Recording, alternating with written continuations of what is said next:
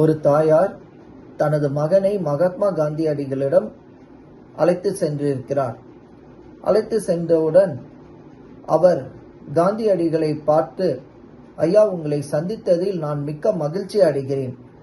நான் குறிப்பாக எதை கூற விரும்புகிறேன் என்று சொன்னால், எனது மகனிற்கு சிறுநீரக நோய் இருக்கிறது என்று மருத்துவர்கள் கூறியிருக்கிறார்கள். சாப்பாட்டில் உப்பின் அளவை கம்மி கொள்ள வேண்டும் என்று கூறுகிறார்கள். ஆனால் அதை அவன் மருத்துவர்கள் சொல்லியும் கேட்கவில்லை, நான் சொல்லியும் கேட்கவில்லை.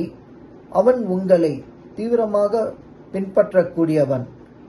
நீங்கள் எடுத்து சொன்னால் அதை அவன் கேட்டுக்கொள்வான் என்ற நம்பிக்கையில் நான் உங்களிடம் இதை கூறுகிறேன் என்று சொன்னார். பின்னர் அவர் காந்தியடிகள் அந்த தாயாரிடம், அம்மா, உங்களை பார்த்ததிலும் சரி, நீங்கள் சொல்லும் செய்தியை கேட்டதிலும் சரி, எனக்கு மிக்க மகிழ்ச்சி என்று கூறினார். பின்னர், நீங்கள் ஒரு வாரம் கழித்து உங்கள் மகனை கூப்பிட்டுவிட்டு வாருங்கள், வாருங்கள் என்னை சந்திக்க என்று கூறினார். இந்த அம்மாவிற்கு யோசனை, காந்தியடிகள் ஏன் இதை கூறுகிறார் என்று. சரி ஐயா, உங்கள் அறிவுரையின்படியே ஒரு வாரம் கழித்து நான் உங்களை வந்து பார்க்கிறேன் என்று சொன்னார். ஒரு வாரம் சென்றது. பின்னர் ஒரு வாரம் கழித்து தனது மகனுடன் காந்தியடிகளை சந்திக்க சென்றார். காந்தியடிகள் அவர்கள் அந்த பையனை கூப்பிட்டு, தம்பி, இதைப்போல் நீ சாப்பாட்டில் உப்பை குறைத்து கொள்ள வேண்டும்.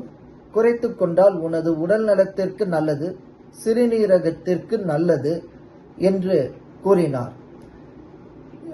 அந்த பையனின் அம்மாவிற்கு யோசனை, ஐயா, நீங்கள் இதை நாங்கள் முதல் தடவையே உங்களை பார்க்கும் பொழுதே நீங்கள் எங்களிடம் கூறியிருக்கலாமே, இதை ஏன் நீங்கள் எங்களை ஒரு வாரம் கழித்து வர சொன்னீர்கள் என்று கேட்டார்.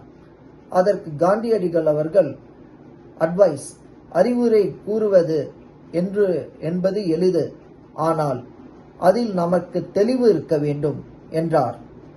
இதற்காக தான் நான் சாப்பிடும் சாப்பாட்டிலும் ஒரு வாரம் உப்பு சேர்த்து கொண்டேன். அதை எப்படி இருக்கிறது என்று சாப்பிட்டு பார்த்தேன். எனக்கும் சற்று சங்கடமாக இருந்தது. எனக்கும் அது சற்று இடையூறாக இருந்தது. எனக்கு அது பிடிக்கவில்லை. அதனால் தான் உங்களை ஒரு வாரம் கழித்து வர சொன்னேன். எனது அனுபவத்தை தாண்டி நான் இதை உங்கள் மகனிடம் எடுத்து கூறுவதற்கு என்றார். என்றும் அறிவுரை கூறுவது என்பது எளிது, ஆனால் அதே நேரத்தில் நமக்கு அதில் ஒரு தெளிவு இருக்க வேண்டும் என்று அவர் கூறினார். நன்றி, வணக்கம்.